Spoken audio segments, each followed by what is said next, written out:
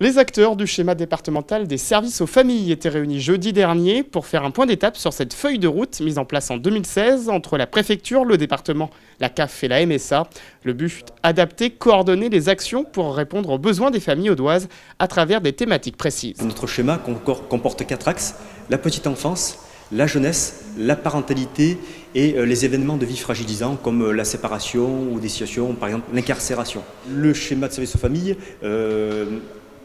s'accommode de la sociologie, de l'évolution de la famille.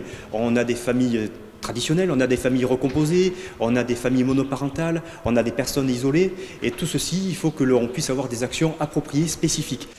Parmi les points abordés, l'amélioration de l'accueil des enfants porteurs de handicap dans les crèches ou les accueils périscolaires, et cela passe par la formation des professionnels de la petite enfance. Aujourd'hui, à partir du moment où on souhaite accueillir des enfants porteurs de handicap, il est impératif de former les professionnels qui travaillent avec ou qui accueillent ces jeunes pour plusieurs raisons. Pour eux déjà, parce qu'ils peuvent avoir des peurs, mais également pour les parents qui vont laisser avec beaucoup plus de confiance les enfants dans les structures. Voilà, donc la particularité, c'est que c'est vrai qu'on va travailler sur les représentations, on va travailler sur des notions de bientraitance, on va travailler sur la prise en charge, comment prendre en charge ces enfants différents. Et des formations, Angélique, directrice de l'accueil périscolaire de Fabrezan, en a suivi plusieurs à sa demande pour mieux adapter son comportement face à certaines situations. Parfois, on rencontre des difficultés face à certains enfants en situation de handicap, et on ne sait pas forcément comment réagir.